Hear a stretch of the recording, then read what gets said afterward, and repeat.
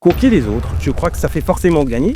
Parfois, ça peut te ruiner plus vite que tu ne le penses. Laisse-moi te raconter une histoire qui va te faire réfléchir. Et si tu retiens la leçon, ton business à Kinshasa ne partira plus jamais en fumée. Alors, enregistre cette vidéo dans tes favoris, abonne-toi à la chaîne si ce n'est pas déjà fait, et surtout, laisse-moi un cœur amical pour cette leçon. En 2022, je démarre un shop de crédit et mobile money au marché de la liberté à Kinshasa. J'étais occupé par mon job, alors je confie tout à un jeune frère. Au début, ça marche, l'entreprise grandit, on se fait quelques profits au bout de 2 ou 3 mois. Mais en coulisses, le jeune frère voyait les autres boutiques classiques. Il voyait comment ils vendaient du sucre, du lait et tout le reste. Il a commencé à envier, il a pensé que ça rapporterait beaucoup plus que ce qu'il faisait. Il propose de changer de secteur, je refuse. Personnellement, je n'aimais pas l'idée.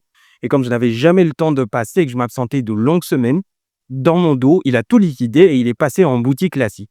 Exactement comme il l'enviait, parce qu'il voyait des autres faire et que ça marchait pour eux. Et à Kanesa et que Denga Sali Bongo, Tamo et Simba, on a au CP là, donc on s'alignait, na décision naïe. Résultat, la descente aux enfers. Mon investissement s'est complètement dissous, totalement. Et aujourd'hui, je regrette encore.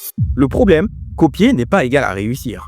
Non. D'ailleurs, je suis convaincu que tu as déjà vécu une expérience comme ça. Soit en essayant de copier un prix, un modèle business. Tu peux le mettre en commentaire. Je serais aussi curieux de le savoir. Si tu copies, il faut au moins adapter.